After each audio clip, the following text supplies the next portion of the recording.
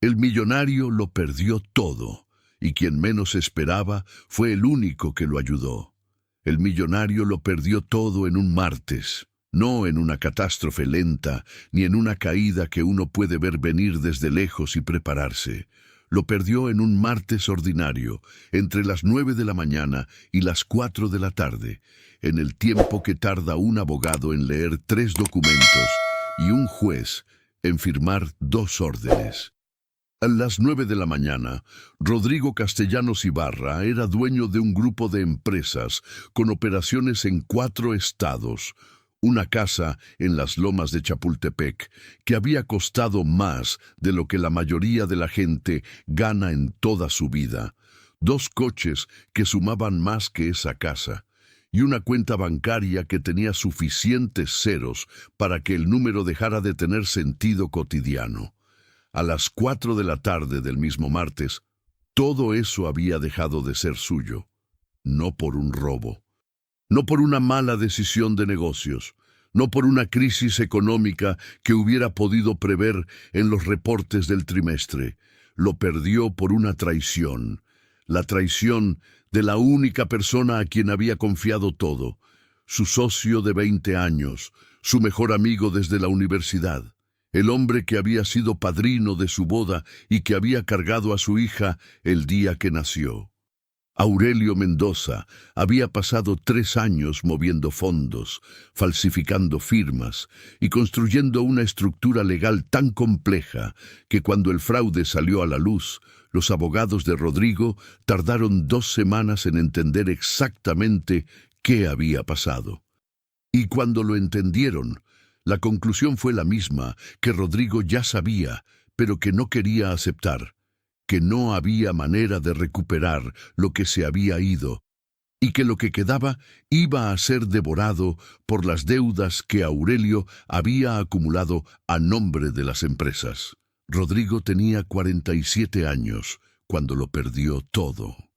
47 años, una hija de 16 que estudiaba en un colegio privado en Lomas Verdes, una exesposa que había firmado el divorcio 5 años atrás y que vivía en Guadalajara con su nuevo esposo, y un nombre que en el mundo de los negocios del centro del país había valido algo hasta ese martes. Después de ese martes, el nombre también empezó a costar.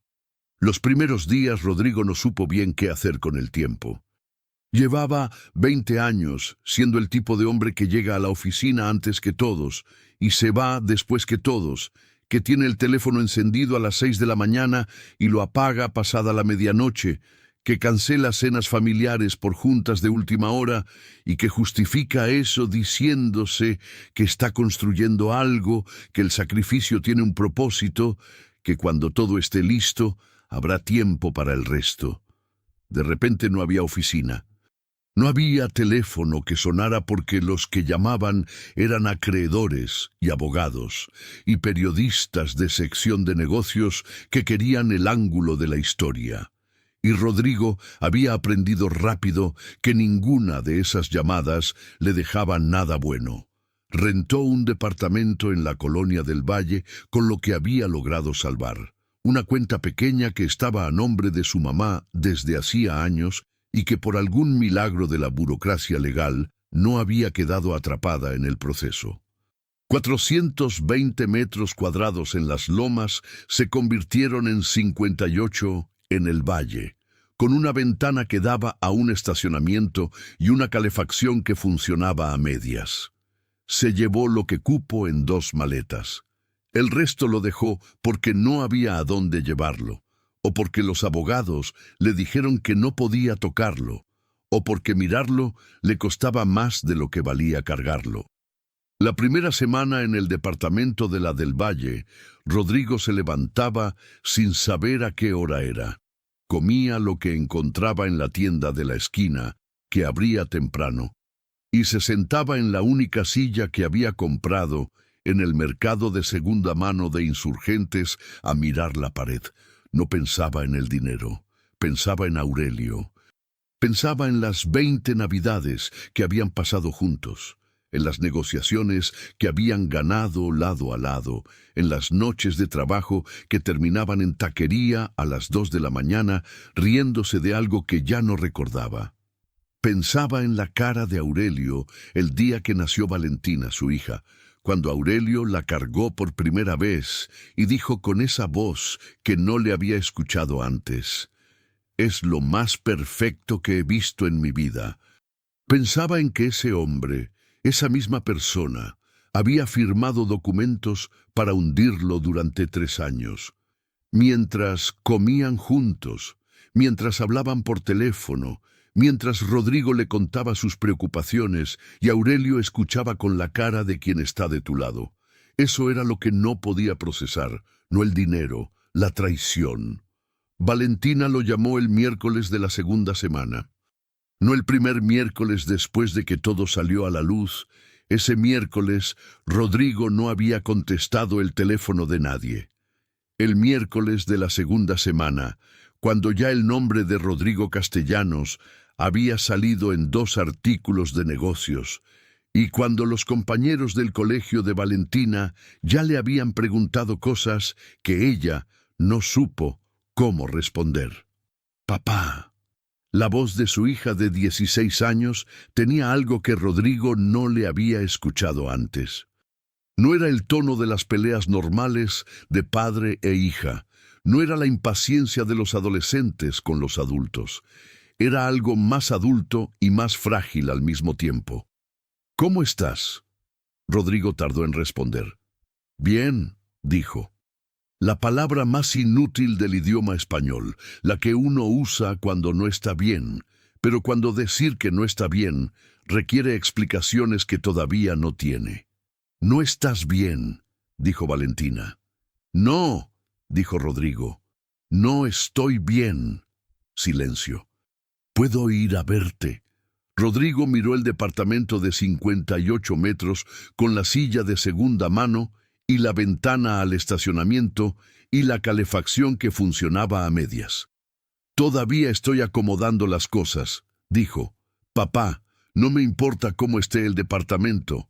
Rodrigo se quedó callado. «El sábado», dijo finalmente. «Ven el sábado».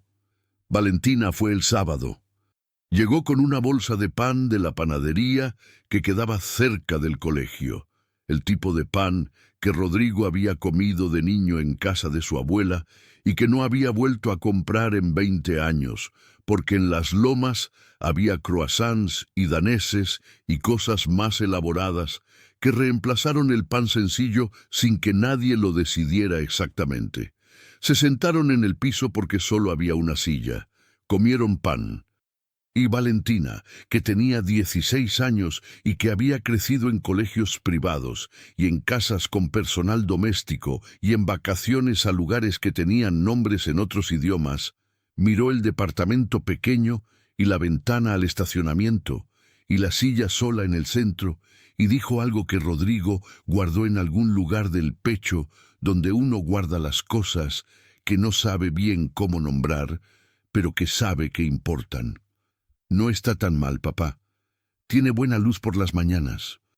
La primera persona que lo ayudó de manera concreta llegó de donde Rodrigo menos esperaba. No fue ninguno de los socios de los años buenos.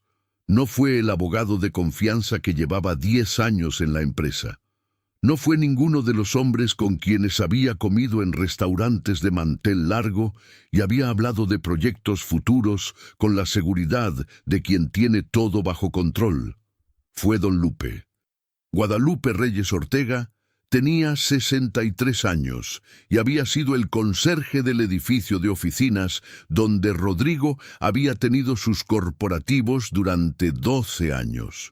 Un hombre pequeño y de movimientos precisos, originario de Oaxaca, que llegaba todos los días a las 6 de la mañana y se iba a las 6 de la tarde con esa puntualidad de quien respeta el tiempo propio y el ajeno, que siempre tenía el café listo antes de que llegara el primero de los empleados, que sabía exactamente dónde estaba cada cosa en ese edificio y que resolvía los problemas pequeños, los que nadie reporta oficialmente porque son demasiado pequeños para un reporte, pero que si no se resuelven, hacen que todo lo demás funcione peor, con una eficiencia silenciosa que Rodrigo había notado, pero nunca había agradecido de la manera que merecía.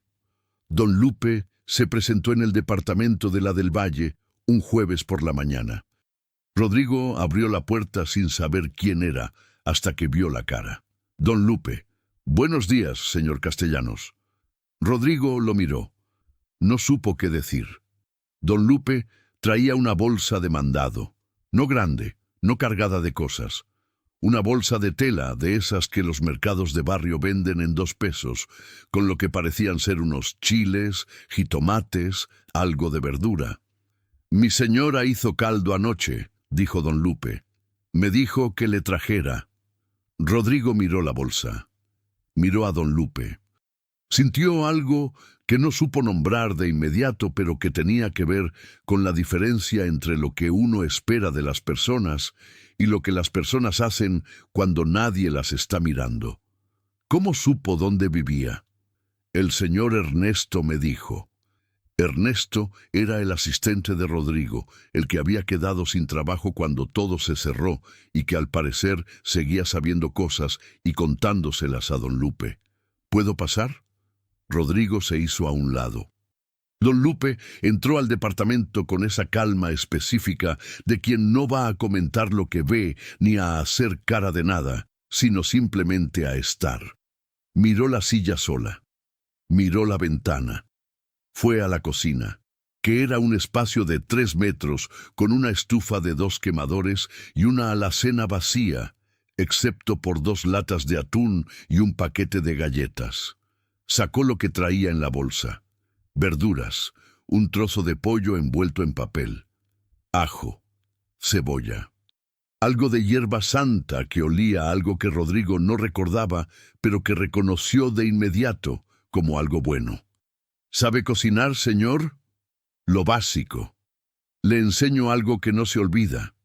Y don Lupe, sin que nadie se lo hubiera pedido, pasó la siguiente hora y media en esa cocina de 3 metros enseñando a Rodrigo Castellanos Ibarra, que había dirigido empresas con cientos de empleados, a hacer un caldo que calentara de adentro hacia afuera. No habló del dinero, no habló de Aurelio. No preguntó nada sobre el proceso legal ni sobre los artículos del periódico. Solo cocinó y explicó en voz baja por qué hay que tostar el ajo antes de poner el caldo, por qué la cebolla va entera al principio y picada al final, y por qué el fuego lento hace cosas que el fuego rápido nunca puede hacer. Rodrigo escuchó todo. Y cuando el caldo estuvo listo y los 2 se sentaron en el piso, porque solo había una silla, comieron en silencio, y el silencio no era incómodo, sino del tipo que existe entre 2 personas que no tienen que llenar el espacio con palabras, porque las palabras en ese momento no son lo que hace falta. Don Lupe se fue a las 11 de la mañana. En la puerta, antes de salir, dijo: «El miércoles que viene le traigo más cosas. Mi señora dice que un hombre que no come bien no puede pensar bien». Rodrigo no supo qué responder. «Gracias, don Lupe». Don Lupe asintió con esa sencillez de quien da las gracias por recibir las gracias, pero que no necesita más que eso, y bajó las escaleras. Los miércoles de don Lupe se convirtieron en el punto fijo de las semanas de Rodrigo. No porque fueran lo único que tenía, aunque al principio casi lo eran, sino porque tenían algo que el resto de las semanas no tenía: concreción. La vida de Rodrigo en esas primeras semanas era un mar de abstracciones. Procesos legales con fechas que se movían, conversaciones con abogados que explicaban cosas complicadas, con la paciencia de quien sabe que el cliente no está procesando bien porque el cliente está en estado de shock, llamadas de periodistas que quería ignorar y no siempre podía, el ruido constante de una situación que no terminaba de resolverse. Los miércoles de don Lupe eran concretos. Verduras que olían a algo. Fuego en la estufa. Una olla. El sonido del caldo hirviendo a fuego lento. y la voz de don Lupe explicando cosas que Rodrigo nunca había necesitado saber porque siempre había habido alguien más que se encargara de ellas. La segunda vez, don Lupe le enseñó a hacer frijoles de olla. La tercera vez, arroz rojo. La cuarta, unas quesadillas con flor de calabaza que según don Lupe su mamá hacía en Oaxaca y que eran lo más cercano a un abrazo que podía comerse. Rodrigo aprendió a cocinar en esas semanas de una manera que no había aprendido en 47 años de vida. No la cocina de los libros ni la de los programas de televisión. La cocina de alguien que sabe lo que está haciendo porque lo aprendió necesitando saberlo, con la precisión del que no tiene margen para el desperdicio. Y en esas horas de cocina, mientras las manos hacían algo concreto, la cabeza empezó a procesar cosas que no había podido procesar en la silla sola, mirando la pared. No todo de golpe, no con soluciones, pero despacio, con la lentitud del fuego lento que don Lupe siempre defendía. Las cosas empezaron a acomodarse en lugares que Rodrigo podía mirar sin que lo aplastaran. Fue en la quinta semana cuando don Lupe dijo algo que Rodrigo no esperaba. Estaban haciendo mole, o más exactamente don Lupe estaba haciendo mole, y Rodrigo estaba aprendiendo por observación, porque el mole era demasiado complicado para enseñarse directamente. Había que verlo antes de intentarlo. ¿Ya pensó en qué va a hacer, señor? Rodrigo miró la olla. Todavía no. ¿Tiene algún oficio? Era una pregunta que nadie le había hecho. Los abogados le preguntaban sobre activos y pasivos y estrategias legales. Valentina le preguntaba cómo estaba. Los conocidos que todavía llamaban, que eran menos cada semana, preguntaban cómo iba el proceso. Nadie le había preguntado si tenía un oficio. Sé de construcción, dijo Rodrigo. De negocios de construcción.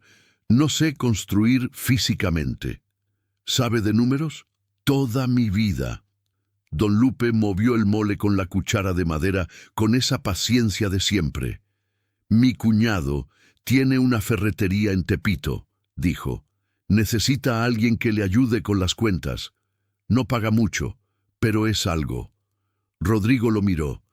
Don Lupe, yo llevaba empresas de... Lo sé, señor. Lo dijo sin interrupción agresiva, con la calma de quien dice algo que sabe que puede incomodar, pero que cree que vale la pena decir. Pero ahorita no está llevando esas empresas. Y las cuentas de una ferretería son cuentas. Los números son los mismos. Rodrigo guardó silencio. Don Lupe siguió moviendo el mole. No tiene que decidir ahorita, dijo. Solo era una idea. Rodrigo pensó en eso durante 3 días. Pensó en lo que significaba ir a trabajar a una ferretería en Tepito después de haber tenido un corporativo con vista al bosque de Chapultepec. Pensó en lo que dirían los que todavía lo conocían si se enteraban. Pensó en Valentina y en lo que pensaría de su padre haciendo cuentas en una ferretería.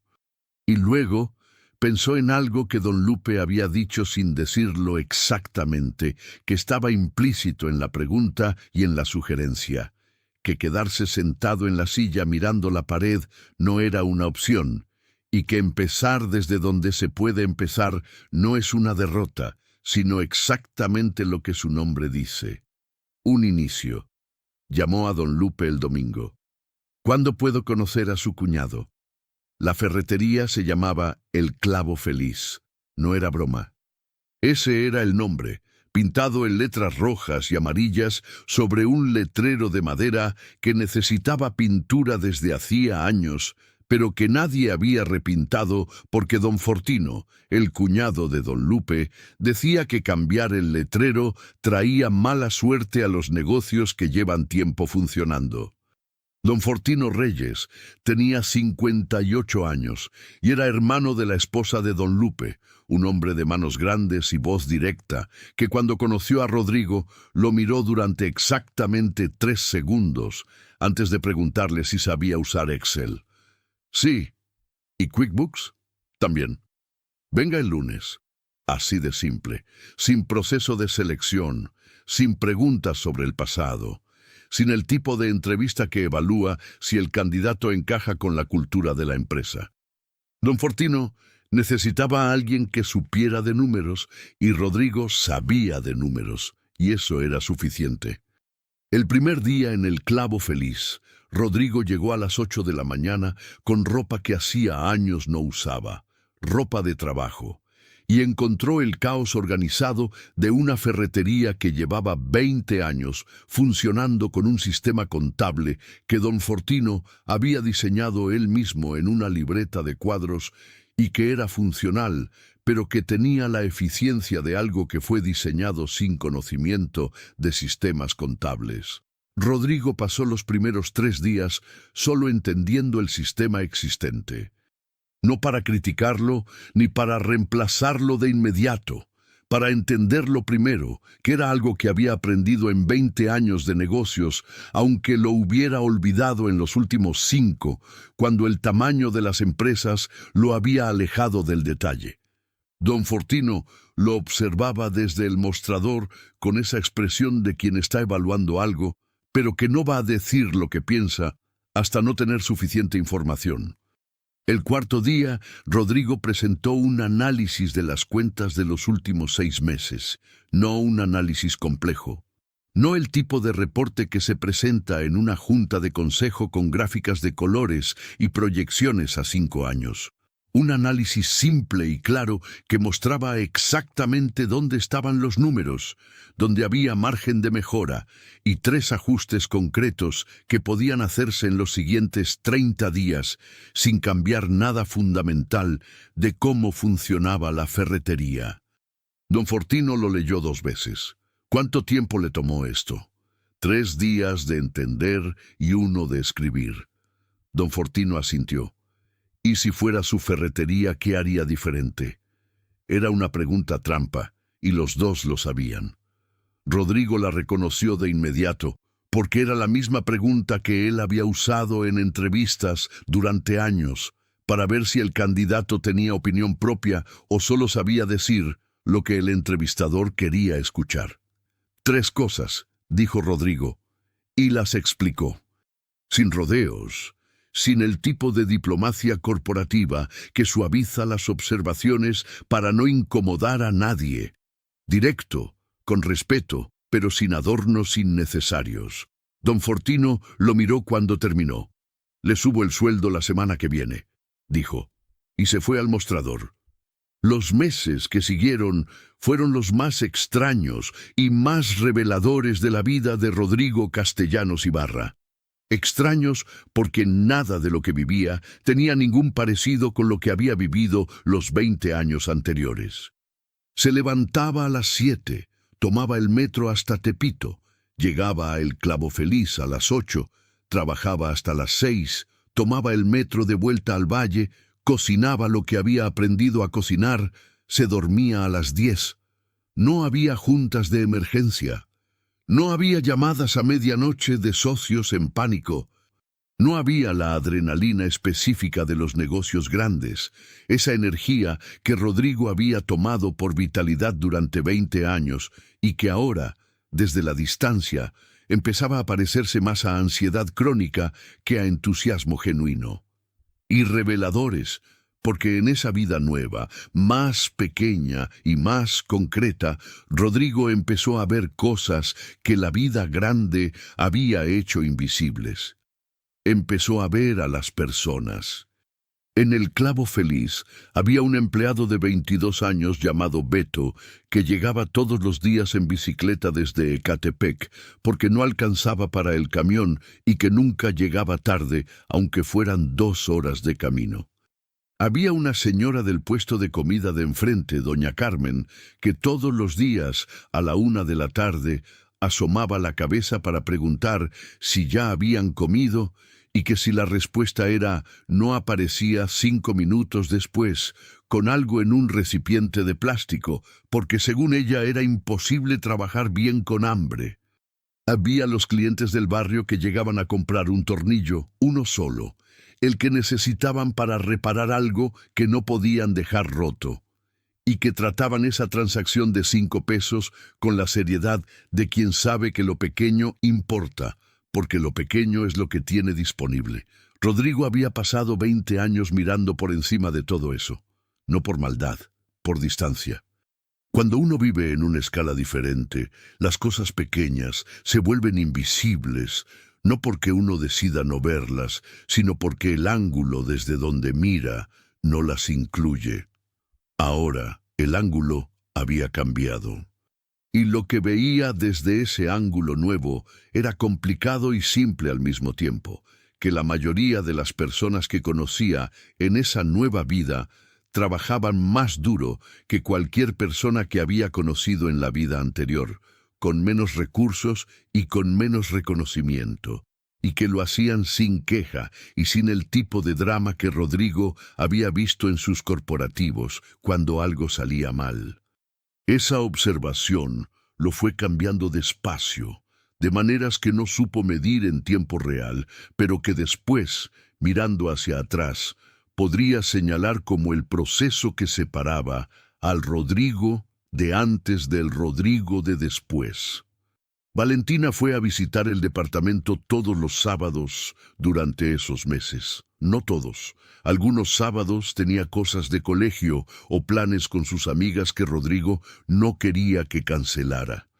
Pero la mayoría de los sábados Valentina aparecía con algo de comer o con nada de comer, pero aparecía, y se sentaban en el piso o en la silla o en los 2 cojines que Rodrigo había comprado porque el piso frío del invierno de Ciudad de México era demasiado frío para pasar horas en él.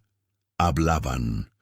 No de la manera en que habían hablado antes, que era la manera superficial de los padres e hijos que se ven poco y que cuando se ven llenan el tiempo con preguntas sobre el colegio y respuestas sobre el trabajo y conversaciones sobre planes futuros que nadie está seguro de que vayan a ocurrir.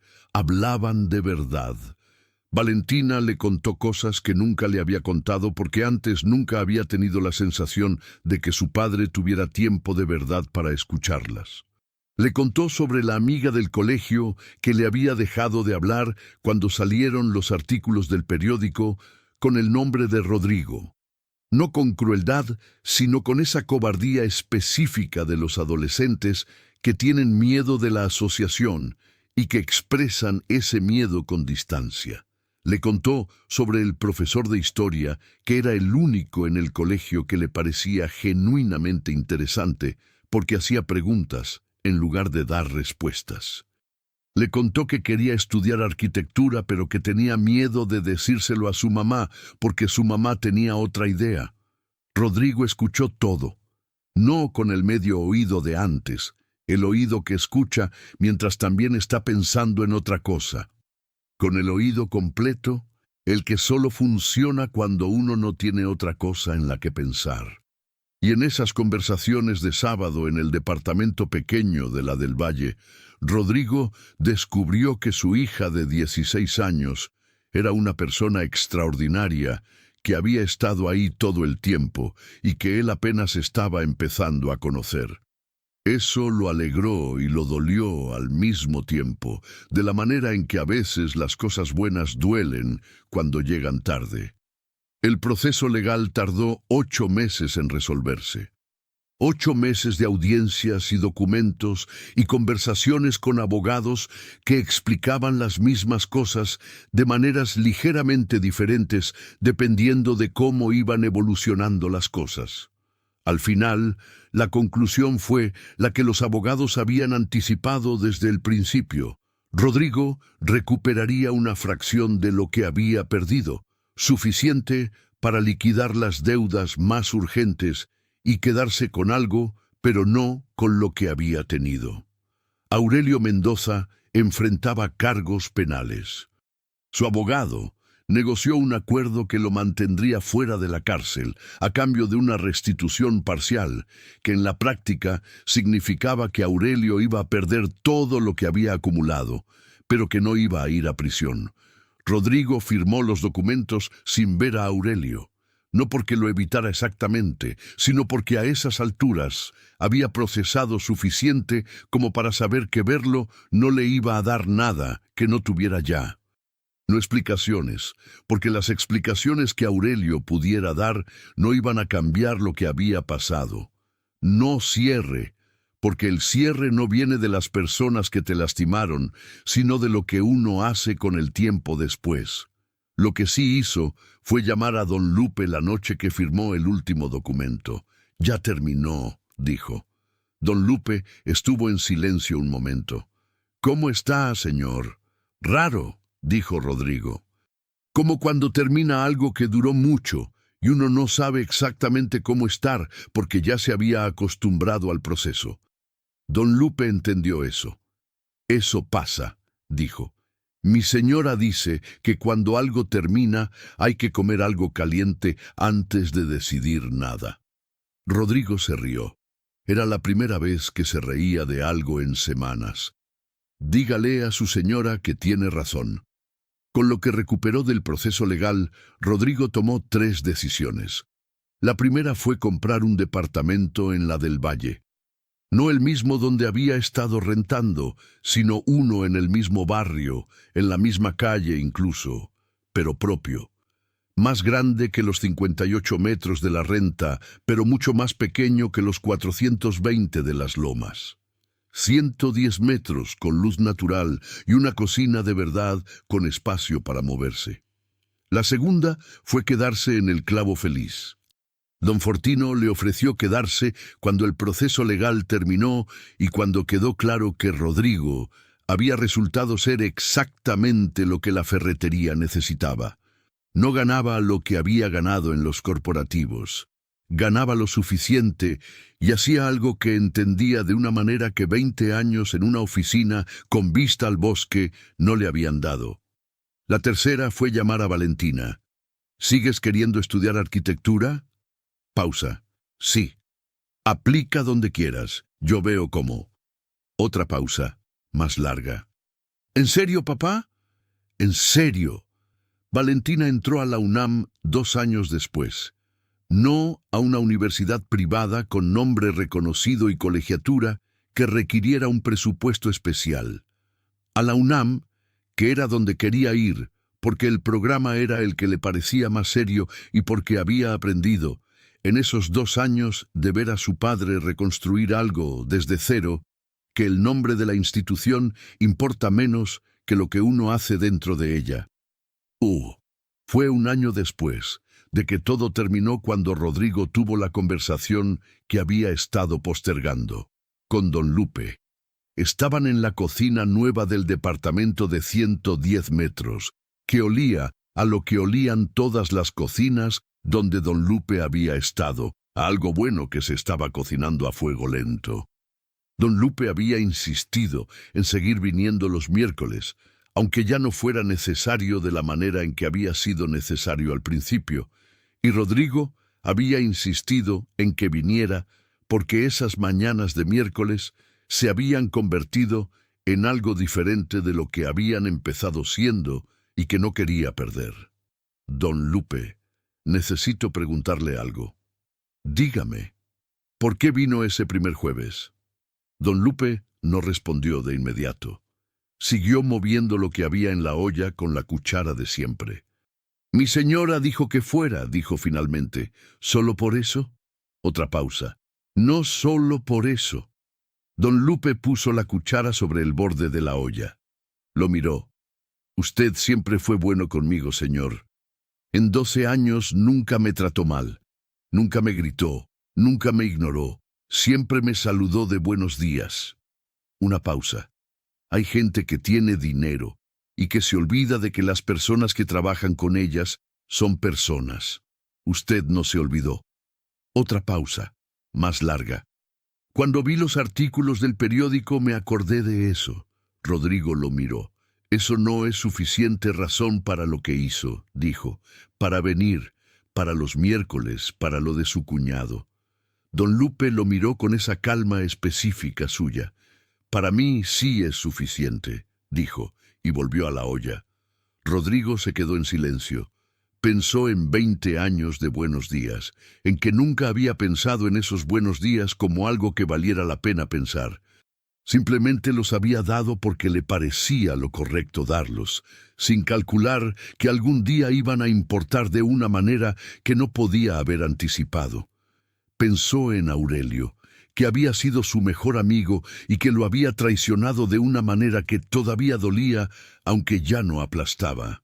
Y pensó en don Lupe, que había sido el conserje de su edificio durante 12 años, y que había aparecido en la puerta de su departamento pequeño, con una bolsa de mandado y sin esperar nada a cambio.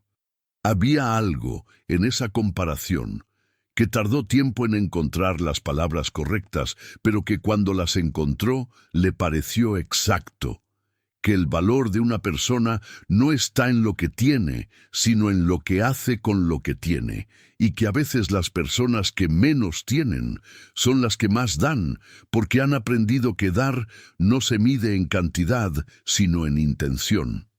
2 años después del martes en que lo perdió todo, la cocina del departamento de la del Valle, un sábado por la tarde.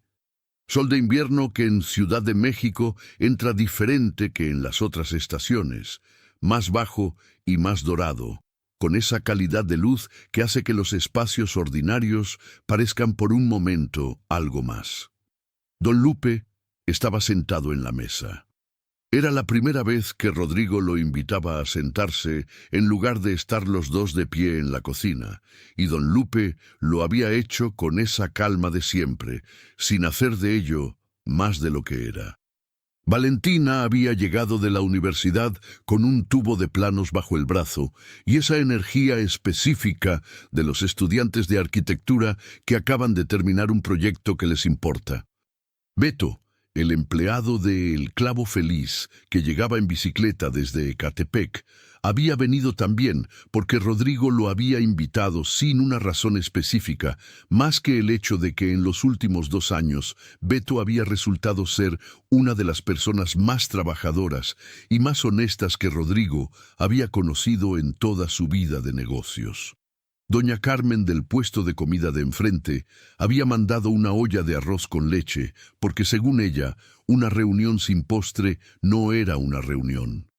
Don Fortino había llegado con su esposa, la hermana de la señora de don Lupe, una mujer de hablar rápido y risa fácil que desde que conoció a Rodrigo lo había tratado con la mezcla específica de afecto y exigencia de quien tiene estándares, pero que cuando alguien los cumple, lo acepta sin reservas.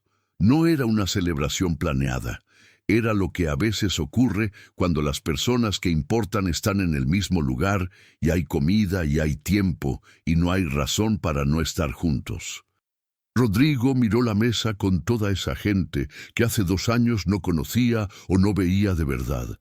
Pensó en la mesa de las lomas, en las cenas de trabajo con personas que le hablaban de proyectos y de contratos y de rendimientos esperados, en las conversaciones sobre negocios futuros con el brillo de quien está construyendo algo.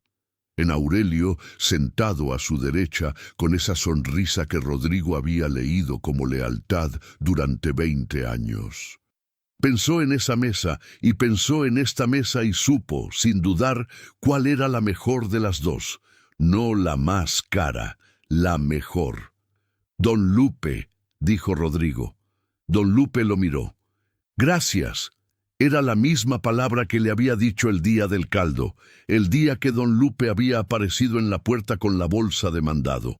Pero esta vez tenía más peso, porque tenía más historia detrás, y porque Rodrigo la decía con la claridad de quien entiende exactamente lo que está agradeciendo y por qué.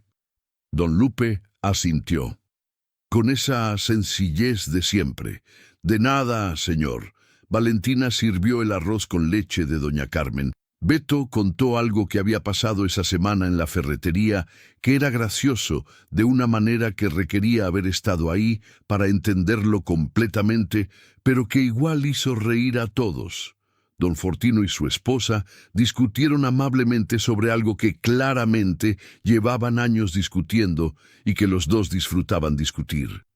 Y Rodrigo sentado en esa mesa del departamento de la del Valle, con la luz dorada del invierno entrando por la ventana que daba al estacionamiento, que ya no le parecía una mala vista, sino simplemente una vista, entendió algo que el martes en que lo perdió todo no podría haber entendido, que lo que había perdido ese martes era mucho, pero que lo que había encontrado después era más, no más grande, no más caro, no más reconocido por nadie que llevara la lista de lo que importa en el mundo de los corporativos y las lomas.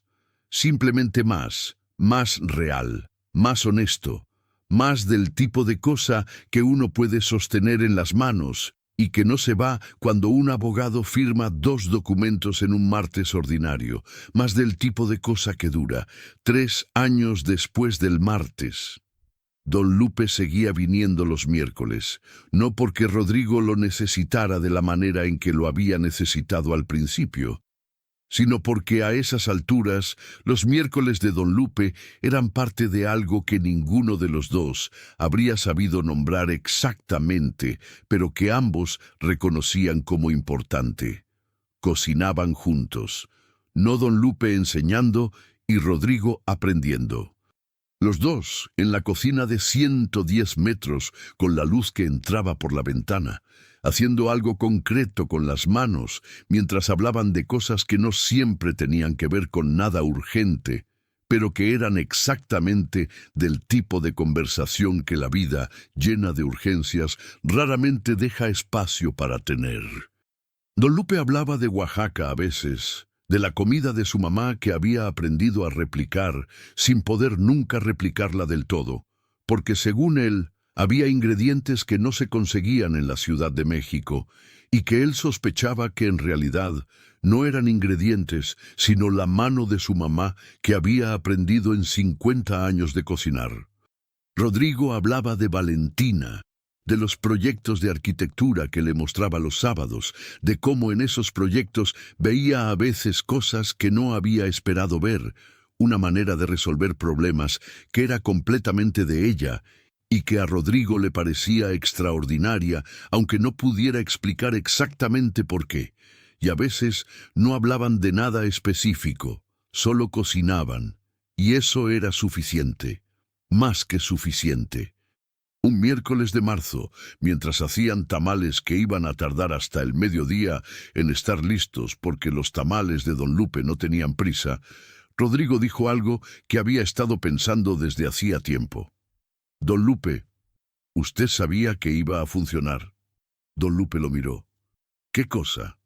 Cuando vino ese primer jueves, sabía que las cosas iban a salir bien. Don Lupe pensó en eso mientras doblaba una hoja de maíz, con esa precisión suya de siempre. No, dijo. No sabía. Entonces, ¿por qué vino? Don Lupe lo miró. Porque era lo que había que hacer, dijo. No porque fuera a funcionar, sino porque era lo correcto. Una pausa. Mi señora me enseñó eso, que uno no hace las cosas buenas porque sabe cómo van a terminar. Uno las hace porque son buenas. El resultado viene después. Rodrigo sostuvo esa frase. La sostuvo mientras terminaban los tamales y mientras esperaban a que estuvieran listos, y mientras los comían en silencio con la salsa verde que don Lupe siempre ponía, aunque Rodrigo ya no necesitara que le pusieran la salsa, porque ya sabía dónde estaba. La sostuvo como se sostienen las cosas que no necesitan comentarse para entenderse.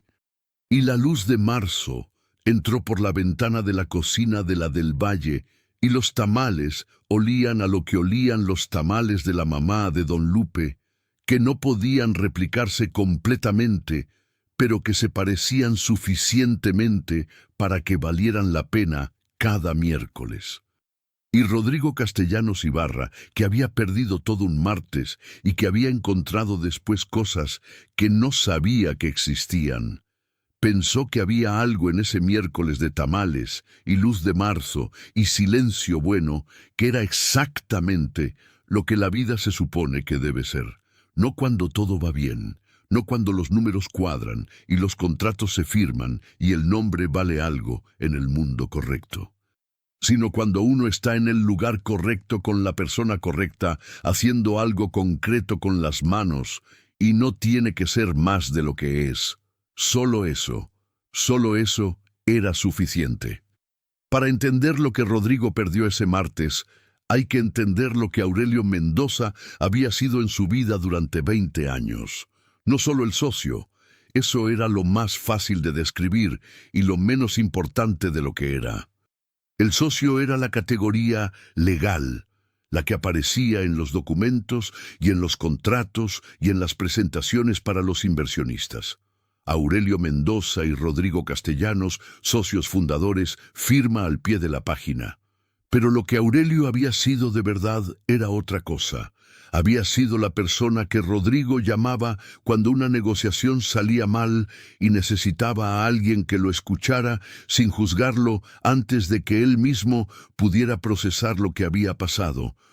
La persona que sabía que Rodrigo tomaba el café sin azúcar en las mañanas, pero con azúcar después de las 3 de la tarde, cuando el cansancio pedía algo dulce, que era un detalle tan pequeño y tan específico que solo alguien que lleva años prestando atención puede saberlo.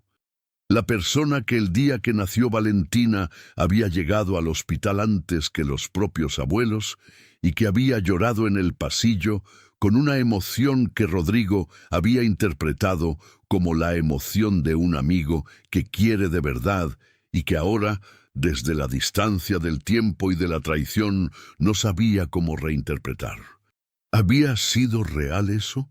Era la pregunta que Rodrigo no podía responder y que lo visitaba a las 3 de la mañana cuando el departamento pequeño de la del Valle estaba en silencio y la calefacción que funcionaba a medias hacía ese ruido suave de las cosas que trabajan con dificultad.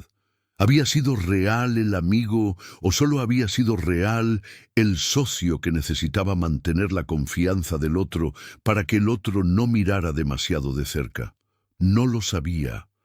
Y no saberlo era en algunos momentos más difícil que la pérdida del dinero, porque el dinero es una cantidad. El dinero puede calcularse, puede medirse, puede perderse y eventualmente puede recuperarse en alguna medida, aunque nunca exactamente igual. El dinero es algo que existe en números, y los números tienen una objetividad que los sentimientos no tienen. Pero una amistad de 20 años que resulta haber sido una mentira de 20 años no tiene número. No puede calcularse, ni medirse, ni compararse con nada que haya ocurrido antes. Es simplemente un agujero donde había algo y que ahora es vacío, y el vacío no tiene tamaño, porque el vacío es solo ausencia. Rodrigo pensaba en eso a las 3 de la mañana cuando la calefacción hacía su ruido. Y después de pensar en eso, pensaba en los miércoles de Don Lupe y en Valentina con el pan de la panadería, y en la pregunta de Don Fortino sobre si sabía usar Excel. Y algo en esa secuencia le recordaba que el vacío que dejó Aurelio era real, pero que no era lo único real, que había otras cosas también. Y que esas otras cosas, aunque fueran más pequeñas y más silenciosas y menos de las que uno hablaría en una presentación corporativa, eran igualmente reales. El día que Rodrigo descubrió el fraude no fue dramático. Había esperado, en las semanas que siguieron mientras los abogados construían la imagen completa de lo que había pasado, que hubiera un momento definitivo, un instante preciso donde todo se volvió claro. La escena de las películas de negocios, donde alguien abre una carpeta y ve los documentos, y la música cambia, y uno sabe que ahí fue donde todo se rompió. No fue así. Fue más lento y más confuso y más doloroso exactamente porque fue lento y confuso.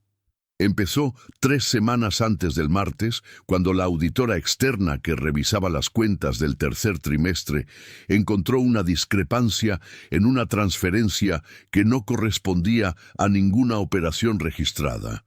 No era una discrepancia grande.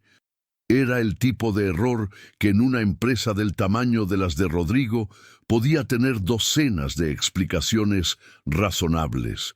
Un pago adelantado mal registrado, una conversión de moneda que no había quedado bien documentada, cualquiera de las pequeñas imprecisiones que ocurren en los márgenes de las operaciones grandes.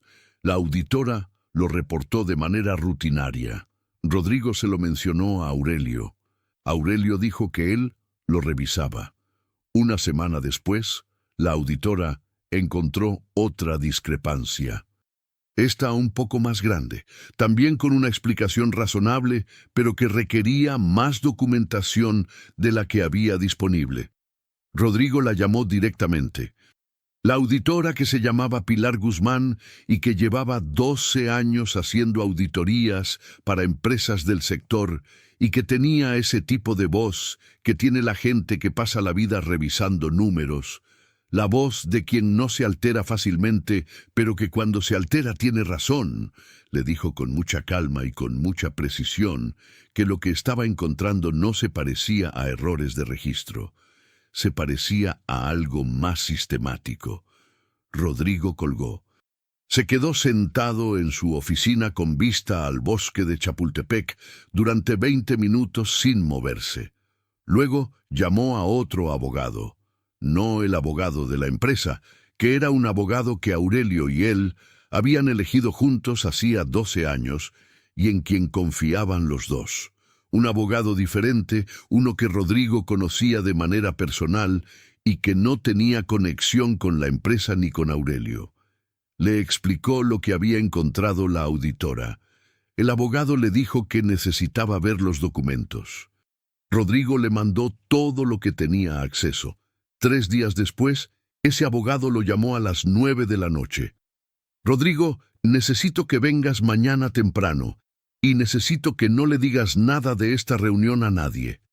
Rodrigo supo en ese momento lo que iba a encontrar al día siguiente. No los detalles, no la escala completa, ni la arquitectura legal que Aurelio había construido durante 3 años, pero supo el tipo de cosa que era. Y esa noche no durmió, no por el dinero. Por la imagen de Aurelio cargando a Valentina el día que nació, con esa emoción que parecía tan real, y la pregunta que ya empezaba a instalarse: ¿cuándo había empezado? ¿Había sido amigo alguna vez o solo había estado esperando el momento correcto? La reunión con el abogado duró 4 horas. Al final, cuando Rodrigo salió a la calle con el sol de la tarde de Ciudad de México, golpeándole la cara de una manera que le pareció injustamente normal para lo que acababa de escuchar, lo primero que hizo fue llamar a Valentina. No para decirle lo que había pasado. Valentina tenía 16 años y lo que había pasado era demasiado complicado y demasiado devastador para contarlo por teléfono en la calle. Solo para escuchar su voz. Valentina contestó al segundo tono. «Papá, ¿estás bien?» «Sí», dijo Rodrigo. «¿Cómo vas con el examen de historia?» «Bien, creo». «Papá, ¿estás seguro de que estás bien? Suenas raro». «Estoy bien, mi amor. Sigue estudiando. Hablamos mañana». Colgó. Siguió caminando por la calle sin dirección específica durante 40 minutos. Por Reforma, por Juárez, por el centro histórico que a esa hora de la tarde tenía ese ruido de siempre, vendedores, camiones, la Ciudad de México siendo la Ciudad de México, sin ningún interés en ajustarse a lo que alguien estaba sintiendo mientras la cruzaba. Pensó en llamar a Aurelio. Pensó en qué le diría y qué le respondería a Aurelio y si esa conversación le daría algo que valiera la pena tener. Decidió que no. No esa noche. Esa noche, lo que hizo fue entrar a un restaurante de menú del día que estaba en una calle lateral del centro y pedir lo que había, que era pollo en salsa verde con arroz y frijoles y agua de Jamaica, y comer solo en una mesa pequeña junto a la ventana, mientras afuera la ciudad seguía siendo la ciudad. Fue la primera vez en años que comió solo en un restaurante que no era de mantel largo. La comida estaba buena, no extraordinaria. No del tipo de comida que sale en las reseñas de los suplementos culturales, simplemente buena, hecha con cuidado, del tipo que alimenta de verdad. Rodrigo lo notó. Lo notó de una manera que en otras circunstancias no habría notado, porque en otras circunstancias habría estado pensando en otra cosa mientras comía. Pero esa tarde, con todo lo demás demasiado pesado para pensarlo directamente, la mente se fue al sabor de la salsa verde y a cómo el arroz estaba en su punto y a lo buena que estaba el agua de Jamaica. Cosas pequeñas y concretas en medio de algo enorme e indefinido. Eso también lo guardó, aunque no supo en ese momento para qué lo guardaba. Aurelio nunca pidió perdón. No en persona, no por escrito, no a través de su abogado. En el proceso legal, su estrategia fue la de quien reconoce los hechos, porque los hechos no podían negarse, pero que no añade nada más allá de lo estrictamente necesario para el acuerdo. Rodrigo lo supo por su abogado. ¿Quieres que intentemos organizar una conversación?, le preguntó el abogado. Rodrigo pensó en eso durante un tiempo que el abogado probablemente consideró demasiado largo para una pregunta de logística. No, dijo finalmente. ¿Seguro? A veces ayuda a tener cierre. El cierre no viene de él, dijo Rodrigo. Ya lo sé. El abogado lo miró. ¿De dónde viene entonces? Rodrigo pensó en la cocina del departamento pequeño con el caldo de don Lupe, en Valentina comiendo pan en el piso, en don Fortino preguntando si sabía usar Excel, en Beto llegando en bicicleta desde Ecatepec todas las mañanas. De lo que uno hace después, dijo. El abogado asintió como quien no está seguro de entender completamente, pero que reconoce que la persona frente a él sabe lo que está diciendo. Para entender a don Lupe había que entender de dónde venía. Guadalupe Reyes Ortega había nacido en San Pablo Villa de Mitla, Oaxaca, en una familia donde el trabajo era lo que había antes del desayuno y lo que quedaba después de la cena. Su papá trabajaba la tierra. Su mamá cocinaba para la familia y para los vecinos que pagaban cuando podían y a quienes ella cocinaba de todas formas cuando no podían porque, según ella, una familia que no pasa hambre tiene la obligación de no dejar que otra pase. Esa frase, en esas palabras exactas, don Lupe la había escuchado de su mamá desde que tenía uso de razón.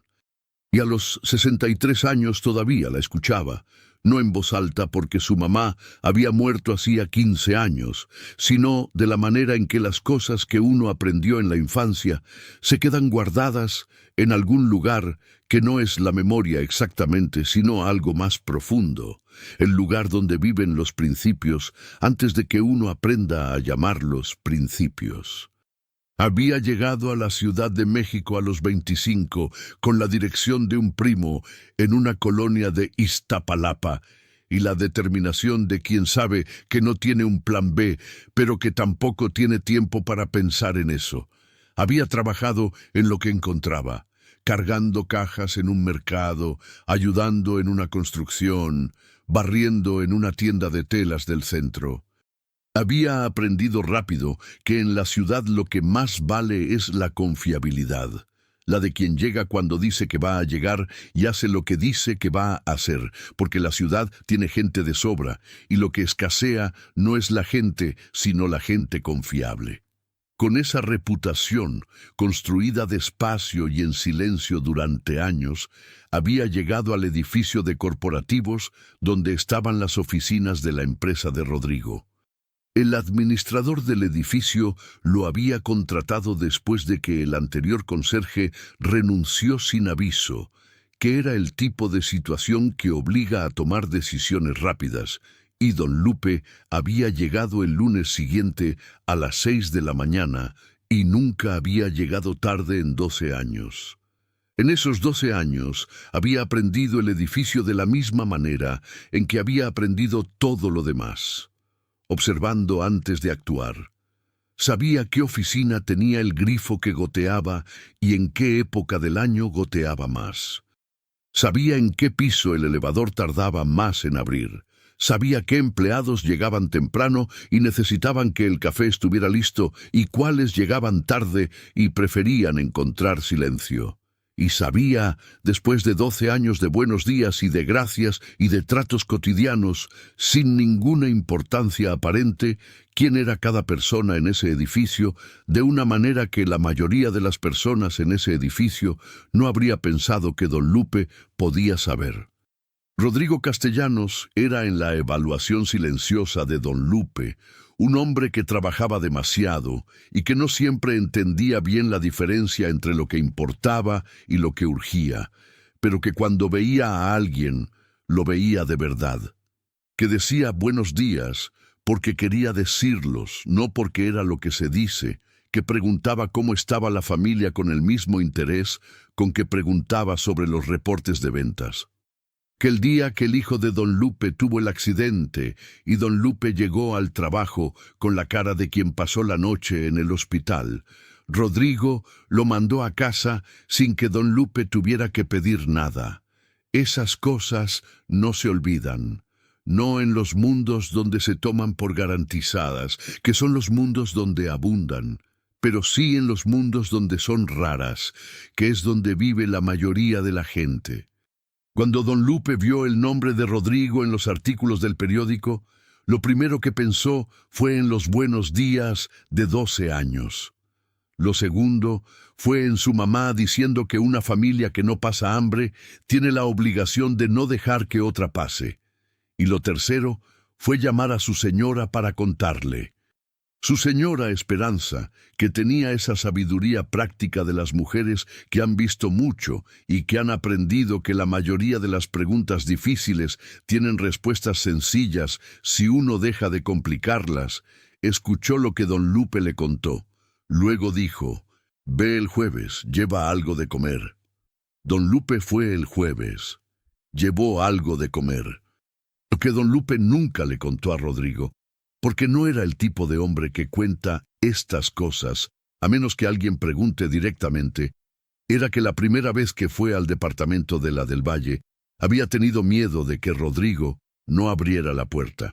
No miedo físico, miedo de la incomodidad, el miedo específico de ir al territorio de alguien que ha caído desde muy alto y no saber si ese alguien quiere compañía o quiere que lo dejen en paz. Si la presencia de alguien de una clase diferente en ese momento tan vulnerable sería bienvenida, o se sentiría como una intrusión. Había estado parado en la banqueta frente al edificio durante 3 minutos antes de entrar. Esperanza, que lo conocía demasiado bien para no saber que eso iba a pasar, le había dicho esa mañana, «Si no abres, te regresas, pero intenta». Rodrigo había abierto. Y en la cara de Rodrigo cuando lo vio, en esa mezcla de sorpresa y de algo más difícil de nombrar, don Lupe había reconocido exactamente lo que había esperado encontrar. Alguien que necesitaba algo concreto en medio de algo demasiado abstracto para manejarse solo. Don Lupe entendía eso. Lo entendía porque él mismo lo había vivido, no con el dinero, sino con otras pérdidas, que tienen la misma forma, aunque sean de tamaño diferente. La vez que su mamá murió y él se quedó en Oaxaca durante una semana sin saber bien qué hacer con las manos, mientras el duelo hacía lo que el duelo hace. La vez que su hijo tuvo el accidente y los primeros días en el hospital fueron de esa clase de impotencia que no tiene solución ni proceso, ni pasos a seguir, solo tiempo y presencia. Lo que ayudaba en esos momentos no era la gran solución, ni el consejo importante, ni las palabras correctas. Era algo concreto, algo que las manos pudieran hacer, algo que oliera a algo y que alimentara de adentro hacia afuera. Era lo que su mamá había hecho siempre, lo que Esperanza hacía siempre, lo que don Lupe había aprendido a hacer porque lo había visto toda su vida y porque era lo que había que hacer. No más complicado que eso. Beto, El empleado del Clavo Feliz, que llegaba en bicicleta desde Ecatepec, tenía 22 años cuando Rodrigo empezó a trabajar en la ferretería y tenía esa energía específica de los jóvenes que saben lo que quieren, aunque todavía no sepan exactamente cómo llegar ahí. Lo que Beto quería era tener su propio negocio algún día. No lo decía abiertamente porque en el Clavo Feliz había una cultura de no hablar de los planes futuros, como si fuera de mal gusto tener planes futuros cuando uno trabaja para alguien más. Pero Rodrigo lo notó en la manera en que Beto miraba las cuentas cuando creía que nadie lo veía, con ese interés de quien no solo está viendo números, sino aprendiendo un idioma. Un miércoles, cuando don Fortino había salido a hacer una entrega y la ferretería estaba tranquila, Rodrigo le preguntó directamente: «Beto, ¿qué quieres hacer a largo plazo?» Beto lo miró con la precaución de quien no está seguro de si la pregunta es trampa. «¿Cómo así?» «En 5 años. ¿Dónde quieres estar?» Beto pensó en eso. «Quiero tener algo mío», dijo finalmente. «No sé exactamente qué, pero algo mío». Rodrigo asintió. «¿Sabes contabilidad básica?» «Más o menos. Te enseño». Lo dijo con la misma naturalidad con que don Lupe le había dicho: «Le enseño algo que no se olvida aquella primera mañana del caldo». No la contabilidad de corporativo, la que necesitas para llevar un negocio pequeño sin que te pierdas. Beto lo miró. ¿Por qué? Porque alguien me enseñó cosas cuando las necesitaba y no tenía por qué hacerlo. Y porque lo que se aprende necesitándolo no se olvida. Beto aceptó. Los martes por la tarde, cuando la ferretería cerraba a las 6, Rodrigo se quedaba media hora más con Beto, repasando conceptos básicos de administración, con los números reales de la ferretería como ejemplo. No como clase formal, como conversación entre dos personas que están mirando los mismos números y hablando de lo que significan. Don Fortino lo supo desde la segunda semana. No dijo nada, pero un día, llegando más temprano de lo habitual, pasó por el cuarto de atrás, donde Rodrigo y Beto estaban con los libros abiertos, y Rodrigo vio en la cara de don Fortino algo que no era exactamente sonrisa, pero que era del mismo tipo de cosa. Doña Carmen del puesto de comida de enfrente tenía 54 años y era de esas personas que han decidido, en algún punto de su vida, que la generosidad es más eficiente que la mezquindad. No lo decía así. Probablemente no lo pensaba así. Simplemente lo vivía de la manera en que se viven las decisiones que uno tomó hace tanto tiempo que ya no recuerda haberlas tomado. Llegaba a las 6 de la mañana a su puesto con las cosas del día y abría a las 7.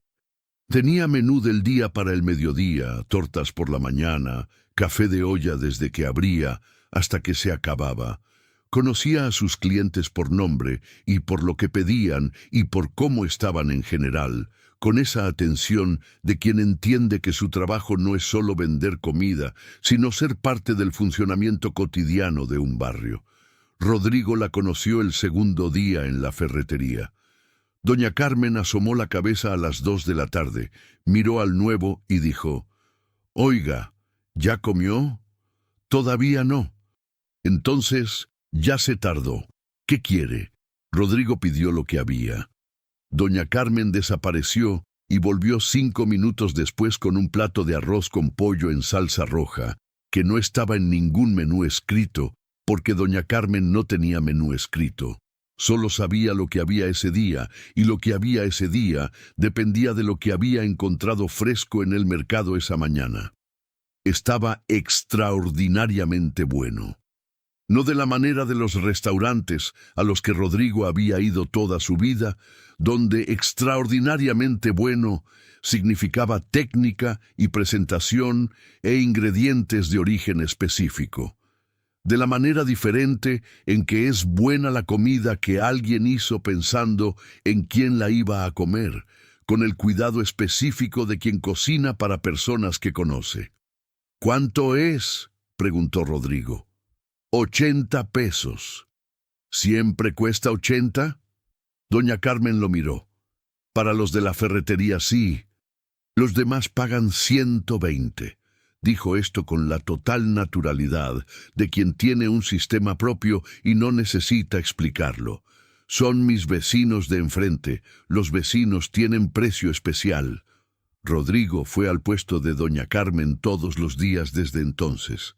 No solo por la comida, aunque la comida era razón suficiente, sino porque doña Carmen era uno de esos nodos invisibles alrededor de los cuales los barrios funcionan. La persona que sabe qué está pasando con quién y que maneja esa información con el mismo criterio con que maneja los ingredientes, usando lo que hace falta y guardando lo que no hace falta usar todavía. En esas comidas de mediodía, Rodrigo aprendió cosas del barrio que ningún reporte de negocios hubiera podido enseñarle. Aprendió que el señor del taller mecánico de la esquina llevaba 40 años en el mismo lugar y que sus clientes venían de colonias lejanas, porque según ellos, nadie más era tan honesto sobre lo que costaba reparar algo. Que la panadería de la calle de atrás era de una familia que llevaba 3 generaciones en el negocio y que su pan era el mejor de la zona no porque tuvieran el mejor horno, sino porque usaban la misma receta de la abuela sin modificar nada. Que el edificio de departamentos de la esquina tenía un problema con las tuberías que llevaba años sin resolverse porque el dueño vivía en Monterrey y sus administradores locales preferían parcharlo que arreglarlo de fondo. Información del tipo que nunca aparece en ningún lugar, pero que explica cómo funciona un lugar de verdad. Rodrigo escuchaba todo con ese interés nuevo que había desarrollado desde que su ángulo cambió. El interés de quien está mirando algo desde cerca por primera vez, después de haberlo mirado siempre de lejos. El proceso con Valentina fue el más lento y el más importante de todo lo que ocurrió en esos años. Lento porque las relaciones entre padres e hijos que se reconectan después de años de estar en el mismo espacio sin verse de verdad, no se reconectan de golpe. Se reconectan en conversaciones de sábado, que empiezan hablando de una cosa y terminan hablando de otra, y en silencios que al principio son incómodos y que con el tiempo dejan de serlo, y en pequeños descubrimientos que van formando una imagen de una persona que uno creía conocer y que resulta ser más de lo que sabía.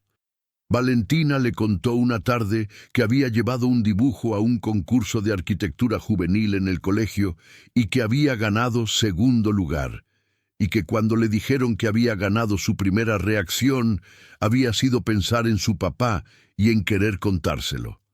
¿Por qué en mí?, preguntó Rodrigo. Valentina lo miró. «Porque ahora tienes tiempo de escuchar», dijo. Lo dijo sin acusación, solo como dato. Antes no tenías. Rodrigo sostuvo esa frase. Antes no tenía, dijo. No, pero tampoco yo te lo decía todo, porque no sabía si ibas a estar presente aunque estuvieras ahí. Era la conversación más honesta que habían tenido en años, y la estaban teniendo en el piso del departamento pequeño, con pan de la panadería entre los dos y la luz de la tarde entrando por la ventana al estacionamiento. «¿Qué más no me has dicho?», dijo Rodrigo. Valentina pensó. «Muchas cosas. ¿Tienes tiempo ahora?». Valentina lo miró y sonrió. Era la sonrisa de alguien que acaba de darse cuenta de que algo que esperaba llegó de una manera diferente a la que esperaba, pero que es igualmente válida. «Tengo todo el sábado», dijo, y pasaron el sábado entero contándose cosas. Rodrigo supo esa tarde que Valentina tenía miedo de la oscuridad desde que era chica y que nunca se lo había dicho porque le parecía una tontería. Que su color favorito no era el azul, como él había asumido, sino el naranja, que era el color del cielo justo antes de que oscurezca, ese naranja específico que dura 3 minutos y que si uno no está mirando en ese momento se lo pierde. Que cuando era muy chica y Rodrigo llegaba tarde a casa, ella se quedaba despierta escuchando si el carro entraba al garaje, y que cuando lo escuchaba se dormía de inmediato, porque algo en ella no podía dormir tranquila hasta saber que su papá estaba en casa. Rodrigo no sabía eso, nunca lo había sabido, y saber que había una versión pequeña de Valentina que se quedaba despierta escuchando el ruido del carro le dolió de una manera que no era culpa exactamente, sino algo más parecido al pesar de las oportunidades perdidas que no pueden recuperarse, pero que tampoco tienen que perderse de nuevo. ¿Sigues haciendo eso?, preguntó. ¿Quedarme despierta? Sí, Valentina pensó. Ya no lo necesito de la misma manera, dijo. Ahora sé que vas a estar aquí el sábado. Eso es suficiente. Don Fortino le ofreció a Rodrigo una participación en el Clavo Feliz al año y medio. No una participación grande, un porcentaje que reflejaba lo que Rodrigo había aportado en ese tiempo en términos de organización y eficiencia, y los 3 ajustes que había propuesto el cuarto día y que habían resultado en una mejora en los márgenes que don Fortino no esperaba de esa magnitud. Rodrigo lo pensó durante una semana. No porque dudara de querer hacerlo, sino porque quería estar seguro de que lo que sentía hacia la ferretería era lo que le parecía que era, y no una versión romantizada de algo que en realidad era solo agradecimiento por haber tenido un lugar donde aterrizar. Al final de la semana sabía que no era solo agradecimiento, era que el Clavo Feliz era un negocio honesto, que vendía cosas que la gente necesitaba a precios que la gente podía pagar y que lo hacía con la consistencia de algo que lleva décadas siendo lo mismo porque lo que es funciona. No era glamoroso. No tenía ninguna de las características que el mundo de los corporativos considera señales de éxito, pero funcionaba, y funcionaba bien, y contribuía de manera concreta y medible a las vidas de las personas que dependían de él. Eso era suficiente. Más que suficiente. «Acepto», le dijo a don Fortino. Don Fortino asintió con la seriedad de los acuerdos que importan. «Bienvenido», dijo, y le extendió la mano. Fue el apretón de manos más simple y más honesto que Rodrigo había dado en 20 años de negocios. El primer aniversario del martes en que lo perdió todo, Rodrigo fue al restaurante de menú del Día del Centro, donde había comido esa tarde, después de la reunión con el abogado. El restaurante seguía ahí. Las mismas mesas, la misma ventana a la misma calle lateral, el mismo menú de pollo en salsa verde con arroz y frijoles y agua de Jamaica. Pidió lo mismo que había pedido ese día. Comió solo, en la misma mesa junto a la ventana, no con tristeza, no con la nostalgia pesada de quien lamenta lo que fue, con algo más neutral y más honesto, el tipo de ritual que uno hace para reconocer que algo ocurrió y que le importa reconocerlo, para no dejar que el tiempo borre lo que vale la pena no borrar. Lo que valía la pena no borrar era el antes y el después. El antes porque era parte de lo que era, aunque ya no fuera lo que era. 20 años de trabajo real, de cosas construidas que existían en el mundo, aunque su nombre ya no estuviera en los papeles. El aprendizaje de cómo funcionan las cosas a cierta escala, que era un aprendizaje que nadie podía quitarle, aunque le hubieran quitado todo lo demás. El después, porque era lo que había resultado del martes, y lo que había resultado era más de lo que habría podido imaginar ese día sentado en la oficina, con vista al bosque esperando que el abogado llegara. Don Lupe y los miércoles, Valentina y los sábados, don Fortino y el Clavo Feliz. Beto aprendiendo contabilidad los martes por la tarde, doña Carmen y los 80 pesos del mediodía. El departamento de 110 metros con la cocina donde ahora siempre había algo que olía a algo bueno. Todo eso había resultado del martes.